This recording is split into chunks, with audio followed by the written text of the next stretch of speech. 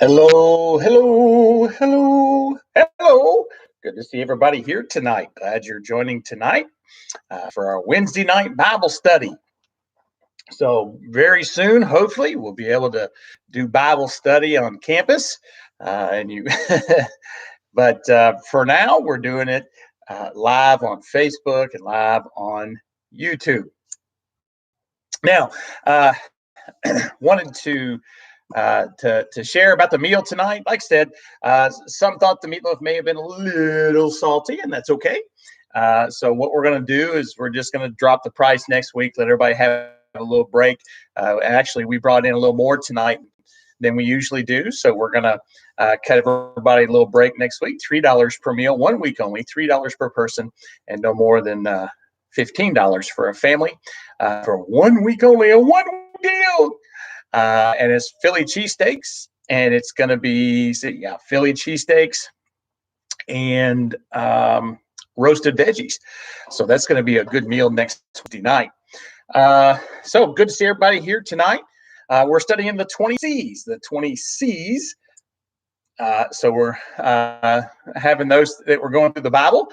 So last week we talked about conception, and this week we're going to talk about the cross. Okay. So before we get started, let me give a couple more announcements. Don't forget this coming Friday. I'm trying to find out the weather. I haven't had a chance to look at the weather. Sorry, guys. Friday, if the weather's good, we'll have a movie.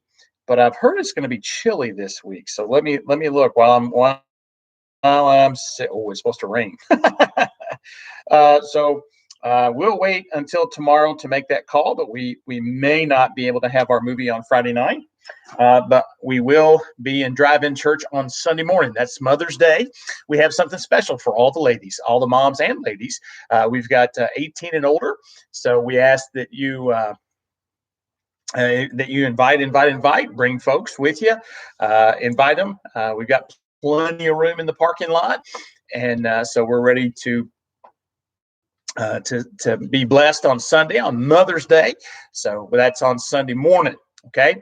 And then And then the 17th is going to be a unique day for us. The 17th, we are going to do our best to meet again in the auditorium or in the church. Okay. I'm going to have a letter coming out, trying to get it done, but to cover all the bases of people coming to church. And we understand that there's folks that may say it's a little too soon for them to come and to be part, but we will have social distancing. We've got masks. We've got, what do you call that stuff? Hand sanitizer. The church has been scrubbed from one side to the other, up, down, multiple times, and we'll keep it clean. We're having it cleaned twice a week now, so wiped down and bleached down, and so all of that's going on. So we hope that you will be able to feel comfortable coming.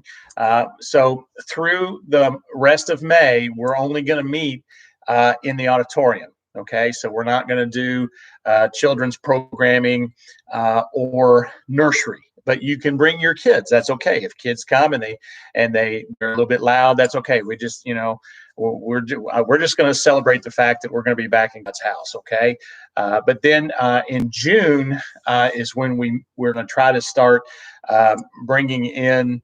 If everything goes well, we're going to try to start bringing in our small groups on Sundays and the kids ministries and such like that. Okay. So I'll have a letter out and I'll have it up on Facebook. I'll have it on our website so you won't have to worry about that. So regular service time Sunday morning, but then Sunday night, Monday night, Tuesday night, and Wednesday night of the 17th. So Sunday night, the 17th at 6:30, we're getting together with Grace Baptist Church, and we're doing a drive-in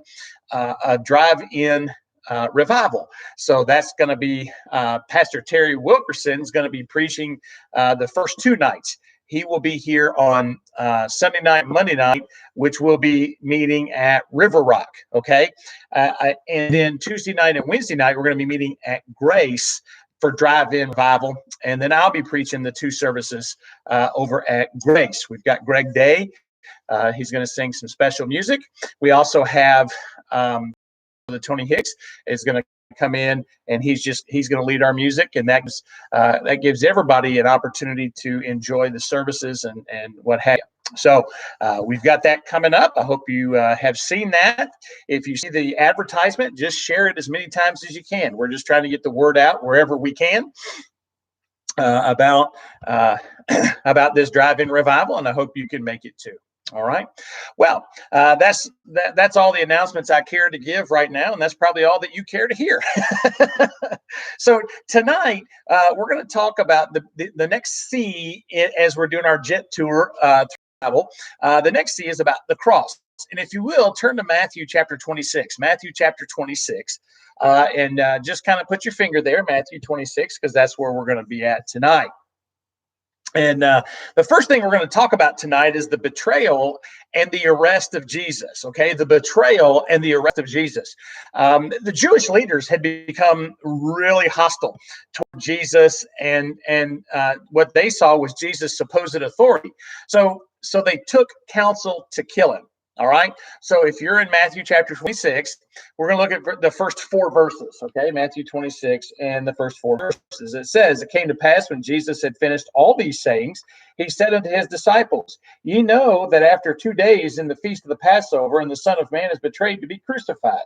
Then assembled together the chief priests and the scribes and the elders of the people unto the palace of the high priest, who was called Caiaphas, and consulted that they might take Jesus by subtlety and kill him." Now, I want you to not forget on right here. The people that were going to have Jesus crucified, these are the religious crowd. Okay, this is the religious crowd. It wasn't the ACLU. It was not terrorists. It was not a wicked group of Satanists. It was the religious leaders of that day.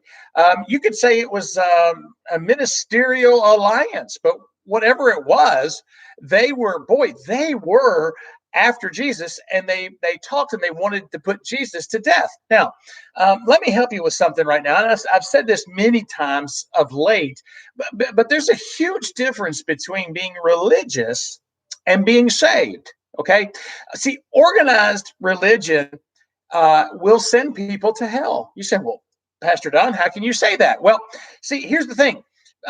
People will get confirmed. People will get sprinkled. They'll get baptized. They'll take communion. They'll sing songs. They'll teach classes. They'll pray prayers. They'll have group sessions. They'll discuss things. They'll have socials. They'll have community work, and sometimes they play bingo. I don't know. They conduct fundraisers. They listen to readings. They chant repetitions. They dress up. They dress down. Okay, they volunteer. They do all sorts of good things. And the thing is, then they go to this place called hell, never trusting in Jesus, never trusting in the one that they've done all of that for, supposedly. They've never trusted Jesus to save them. They've trusted in religion and ultimately in their own religious goodness. So these were the religious hypocrites that we're talking about. These were religious hypocrites. They were the religious Jews, and their religion had denigrated into power and money. Their religion had denigrated into power and money. See, it's a perversion of what it's all supposed to be about. Today, we have a great example of those, which are some of the shenanigans that some of these televangelists do today. Okay, same thing. It's a perversion of what all of this is supposed to be about. It's about power and money. Now, let me help you here. You hear the word Pharisee and you say, boy, that's a bad word. That's not good at all. Well, it's not a bad word. As a matter of fact, we think of them in a poor light because of what they did to Jesus. But the word Pharisee means to separate. To separate. They were a group who wanted to keep themselves separate from unclean Jews that did not want to live for God and keep the law. But they denigrated into a group of self-righteous hypocrites. That's what happened. But there were exceptions. Okay, one of the exceptions, I think, in John chapter 3 was Nicodemus. He was one. Joseph of Arimathea in John 19, he was one. And these were Pharisees who were searching for true spiritual religions. Okay, There is another one that can be found in Mark 12. In Mark 12, there was an unnamed one. Okay. But for the most part, these Pharisees would look good on the outside, but they were dead on the inside. They were lost in their religion and their religiosity. The last person a hypocrite wants to be around, by the way, is somebody who sees right through them. And that's why they didn't want to be around Jesus. Uh, Look what he said on that Thursday, just before they decided to arrest him. Okay, and here's what he said. Look at this, Matthew 23. Back up to Matthew 23 and 13 through 33. We're not going to read it all, but here's what it says. But woe unto you, scribes and Pharisees, hypocrites! For ye shut up the kingdom of heaven against men. For ye neither go in yourselves, neither suffer ye them that are entering to go in. Oh man, and it goes downhill from there. And then he says, woes. He says, calls them, serpents and vipers. Man, he saw right through them, and they didn't like that. So what did they do? They wanted to kill him. Why? Because he was onto them. He was onto them. See, they can't feel self-righteous anymore because Jesus is calling them out on that self-righteousness. See, they needed to learn a lesson, but they chose to ignore it. See, you cannot reduce Christianity to a list of rules. We just can't. Jerry Vines, great preacher, Jerry Vines, he tells of preaching in the backwoods at a backwoods church in Georgia, and the people had to travel toward town in order to hunt. And so they actually had a list of rules on a board at the front of the church with things on it like, no TV, no makeup, no V-necks, no moonshine, no moonshine. Ironically, he said, when they arrived, all the people, men and women, ready? They were on the porch dipping snuff. That's the chewing the little stuff, that tobacco, that kind of nasty. So what was it? On the outside, they were trying to clean up and show spirituality, but they weren't spiritual. They weren't spiritual inward. See, spirituality is an inward thing, not outward. It starts inward and works its way out. And sometimes we get crossed up, don't we? Sometimes we mess it up. Sometimes we try to clean up the outside, hoping the inside catches up, but that's not how it is. And that's what a lot of people look at churches today. They say sometimes that churches are a bunch of do's and don'ts. They're a bunch of rules to follow, and that's not spiritual. That is not at all how we should stand and take a stand for. Okay, so Jesus exposes their darkness, but rather than stepping into the light that he's provided, they decided to snuff out the light. So what happens? Judas betrays Jesus to these religious hypocrites. Okay, so he gives them inside info, and he talks about where they can find him in the garden and when they can find him. So if you look at verses 36, there it is. This is starting in verse 36 of Matthew 26. It says, Then cometh Jesus with them unto a place called Gethsemane, and saith unto the disciples, Sit ye here while I go and pray yonder. And he took, yonder's in the Bible. That's, everybody think that's Southern. No, that's scriptural. Yonder is scriptural. And he took with him Peter, the two sons of Zebedee, and began to be sorrowful and very heavy. Then saith he unto them, My soul is exceeding sorrowful, even unto death. Tarry ye here, and what? Watch with me. So here's what happened. They knew Judas knew where Jesus was going to be, and he gave him the inside information and said, "Go and find him here." So what does Gethsemane mean? You ever thought about that? The word Gethsemane. Gethsemane means oil press. Oil press. And it's fitting since Jesus is about to be kind of crushed and pressed so the oil of salvation can flow freely to you and me. Now, there are mysteries about that night that defy human understanding. There's some things that we may not understand well. As a matter of fact, it was there that the victory of the cross was actually won. Somebody says, what do you mean the victory of the cross was won there? You see, that's when Jesus surrendered to the will of his Father. He surrendered once and for all to the will of his Father. Okay. Now, in verse 38, it says that he was exceeding sorrowful.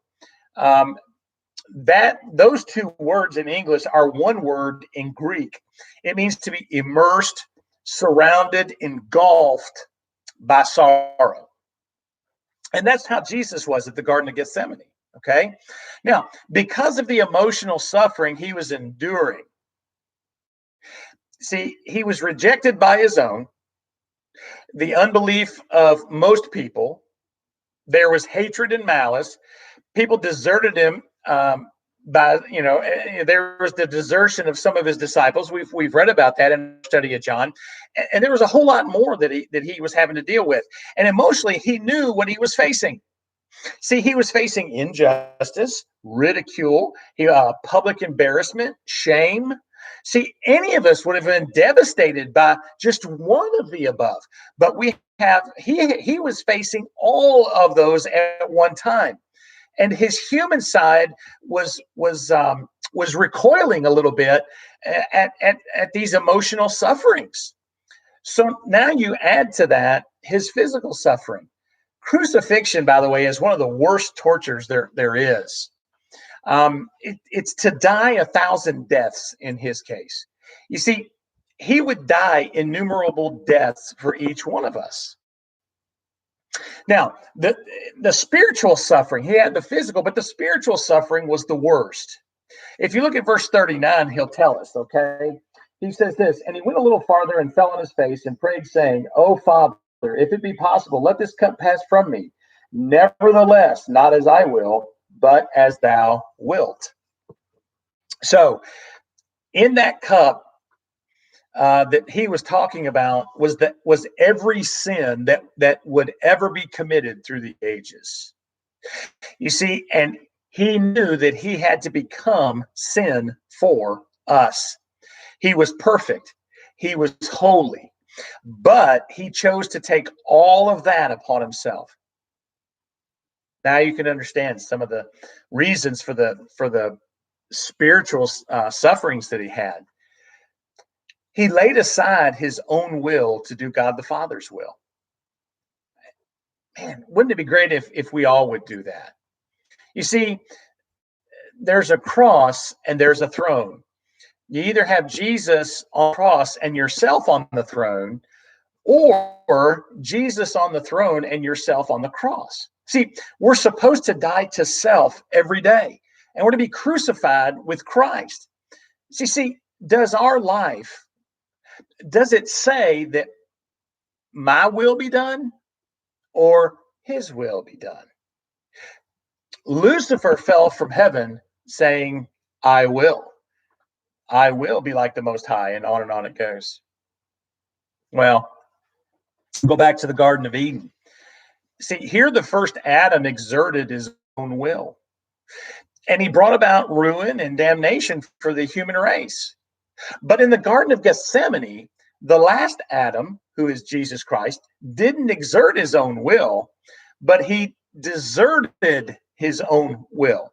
And in doing so, he brought about the redemption of the human race.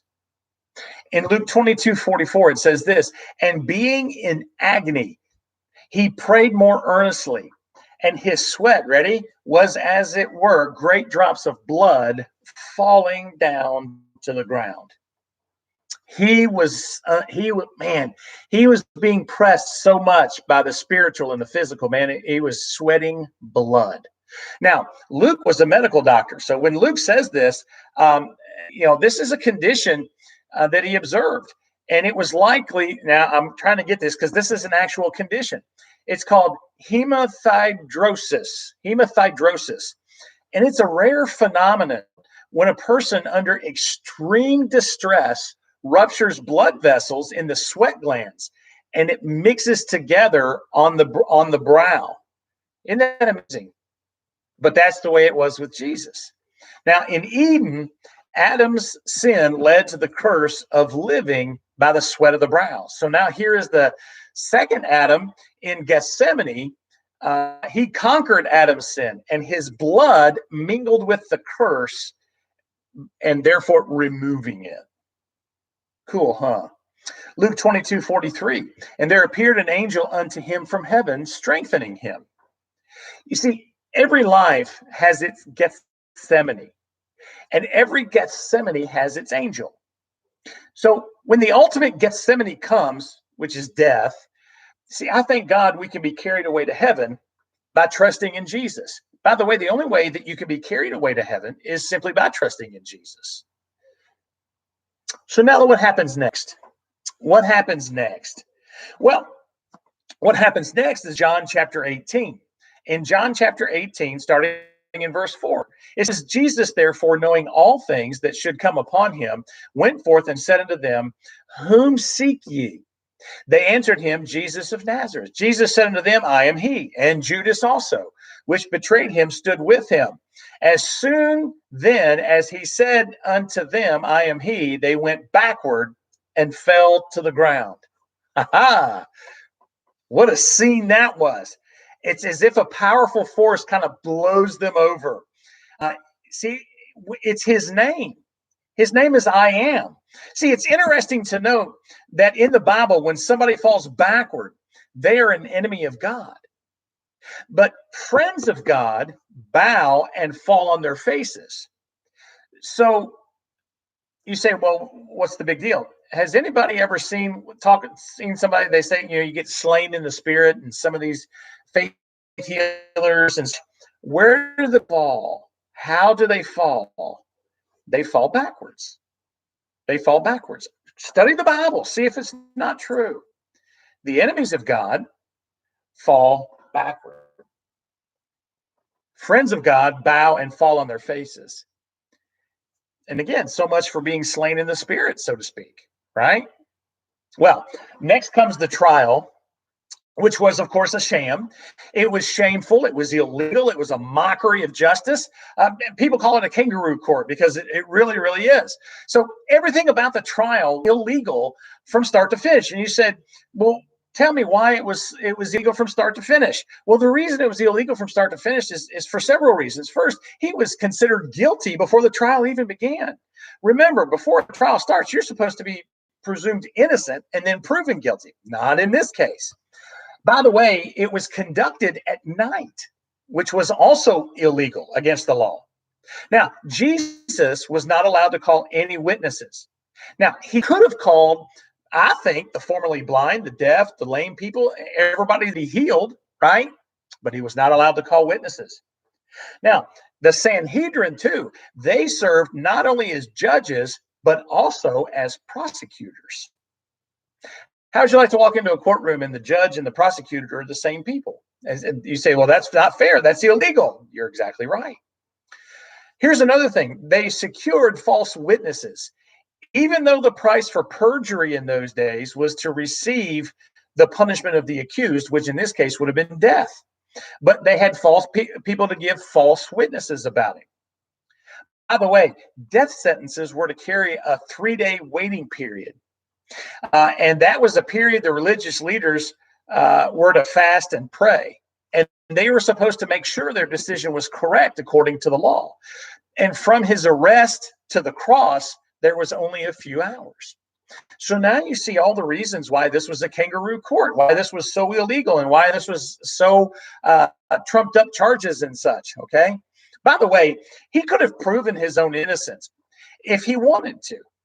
See, even with this unfair treatment, he could have proven his innocence, but he didn't open his mouth and didn't defend himself. See, by the way, that was a fulfillment of prophecy. So why remain silent? Somebody might say, well, it's almost as if he wants to die. Exactly. He knew he had to die for you and me. He wanted to die for you and me. When he gave his will to his fathers, he wanted to die for us. Well, if you're going to go a little further in verses 67 and 68, let's see some of the things that happened to him, okay? It says, then did they spit in his face and buffeted him. So they punched him, okay? And others smote him with the palms of their hands, saying, prophesy unto us thou, Christ, who is he that smote thee? Okay, so they are being snarky and nasty and awful people, and they're playing games. They're mocking him, and it was the height of humiliation to spit in somebody's face, and that's what they did all his trip to the cross.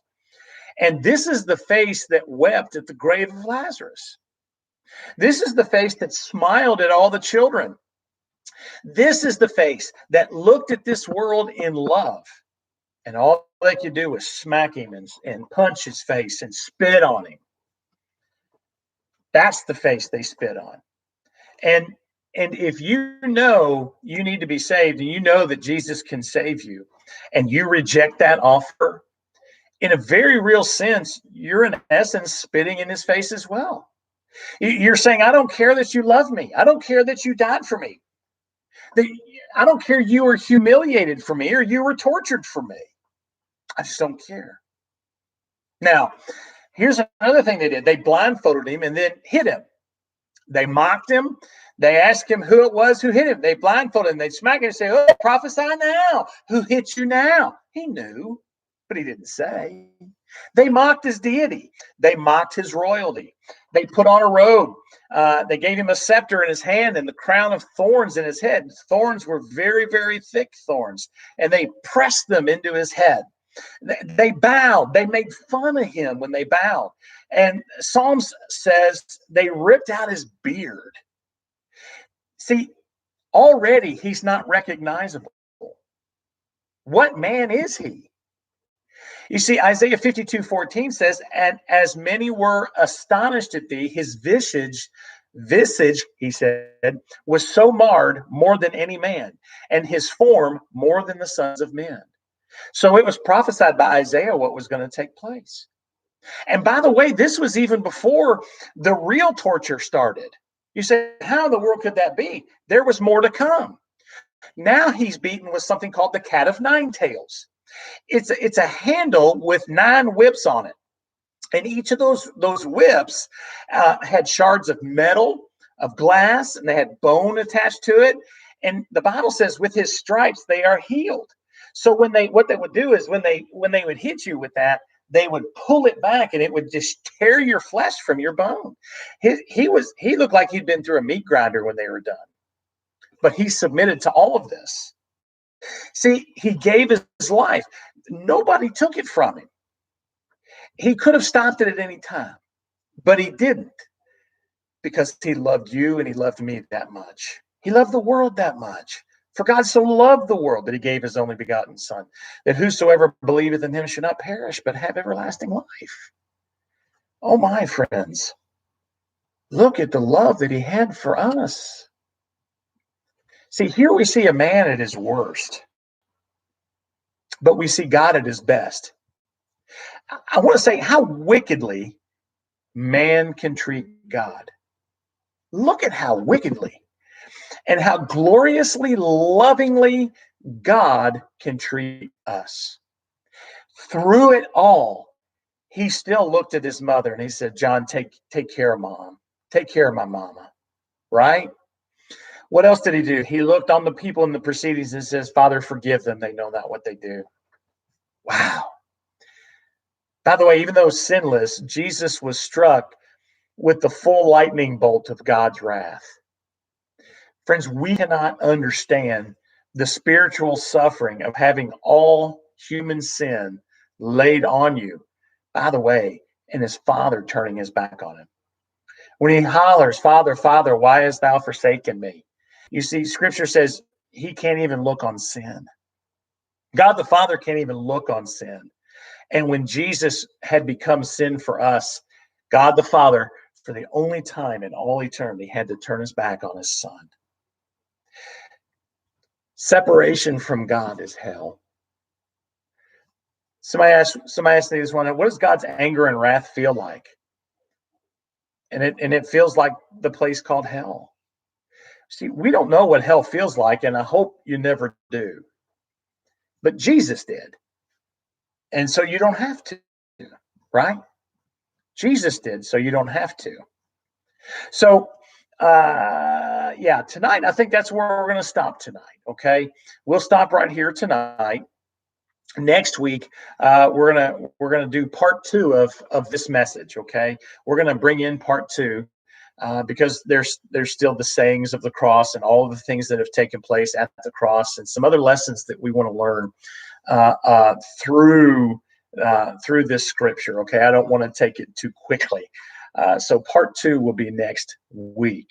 All right. Again, just want to remind everybody tomorrow morning, 8 o'clock, is our study in the book of John. And so at 8 o'clock, if you can't see it at 8, you're welcome to. It's on YouTube, it'll be on Facebook, and you can listen to it at any time, as long as you can find it. So we've got that. So tomorrow morning and Friday morning at 8 o'clock, and then at 10 o'clock Saturday morning, we're going to be Brother Terry will be bringing another lesson on Saturday morning. So listen to him at Saturday on Saturday at 10 o'clock. And then coming up very soon, Carol Brown is, I've been working with Miss Carol, and I'm working with some of the others, children's teachers, when I get a hold of them, I guess. What we're going to do is we're going to have I'm trying to think of when that's going to be. Gosh, I lost my, I want to say the 19th, Tuesday the 19th, I think. So that's a Tuesday, I think. 17, 18, 19. Yeah, I think. Anyway, so we're gonna record Miss Carol giving some lessons. She's her first lesson for children is going to be on fear. And so we're going to do that, and there'll be more information about that coming out. Don't forget about the drive-in revival this coming Sunday, Mother's Day drive-in church. Then the 17th, we hope to be back in the building. So that's our plan anyway. Be back in our building on the 17th with the precautions that we'll have laid out. I do want to say one more thing before we close tonight. I am a watcher of people. I am a watcher of trends, of things. I watch, statistics. I just watch. It's just a lot of things that I've been kind of watching and studying and researching. And as we begin to read this thing called our economy and trying to get our lives back to some semblance of normalcy of some sort, whatever the normal is. I want to remind us tonight that there are people that are out and about, and Satan will do this to you as well. But they want you to fear everything. They want you to be afraid of everything. They want you to be afraid. Now there's the murder hornets or whatever. My understanding is those hornets, they're Japanese hornets of some sort, and they've been attacking our honeybees for a while. But now they're bringing it. And somebody had a meme on Facebook that says, "I wonder how much toilet paper I need for this one." But you will see a lot of folks that are gonna play on the fear factor. Okay, so hope. Let me help you for just a minute. Okay. I hope to help you anyway. Somebody asked me if I'm fearful of what's going on in the world today. First, no, because God is still in control. God is either in control or he's not. So God is in control of my life. God is in control of my house, my money. What if he decides that he doesn't want me to have this house, if he decides he doesn't want me to have whatever God decides, that's up to God. Okay. Second, the reason I'm not fearful is because I know fear comes from Satan. Satan is the one that wants to give us a spirit of fear. God gives us a spirit of a sound mind. God gives us the peace that passes all understanding. And yes, it's a little intimidating to kind of get back into the routine of things when we've had so much information fed into us. But 365 times in Scripture, God says, "Do not fear." He's got you, friend. He's got you. He's got me. And we know there's tough days ahead. We know there's going to be some harder days ahead. The economy's, it's just, these things are unprecedented. But I want you to know that God is still in control. God wants to give us the spirit of a sound mind. He wants to give us a peaceful heart. Do you understand? And it's okay to have apprehension. Everybody has apprehension. So what do we do in the days ahead? Pastor, what do we do in the days ahead when things are opening up and maybe I'm not so sure that I even want to go back out of my door? First, we just prepare ourselves. Okay. This apparently, what's happening now is I've been reading not just Fauci and Birx. It's not good to have just those opinions. I've been listening to worldwide to some of the researchers and some of the top minds, and this virus is starting to die as the warm weather comes, much like the flu does every year. Okay, so every year for the flu, at church and at home, we all prepare for that. We wash our hands. We make sure if we're sick, we don't get around people if we're sick, and we just protect ourselves. So just common sense things that we can do to protect ourselves, and leave it in God's hands. Leave it in God's hands. Do what you can do. When we do what we can do, that's when God does all that He can do. Okay. So just just prepare yourself, and just, take it a step at a time. Okay. Take it one step at a time, and just allow yourself, like I said, use your hand sanitizer, wash your hands. When you sneeze into your arm. When you cough into your arm. If you're sick, don't go to work. Things, just very common sense things. And those are the types of things. By the way, the death rate of this COVID overall is about 1% or under. You're starting to see a lot of states that are restating their death numbers, because what they have told them to do is, even if they thought they had COVID, it needed to be counted as a COVID death. A lady in Illinois, one of the health leaders up there, said that very same thing. Dr. Birx said the very same thing. So basically, the lady in Illinois on video said, at the governor's briefing, said that if you were even on hospice and you died, then if the doctor said, you may have had COVID along with it. So they're the numbers are a little different, but again, that doesn't make it any less serious. Okay, so what does that mean? What that means is it's not serious, and not as serious as they first thought. Protect yourself, like they said early on. Wash your hands. Make sure you take precautions to make people don't get in your. Miss you all dearly. I do. I miss all of y'all. I miss your faces especially when I'm preaching.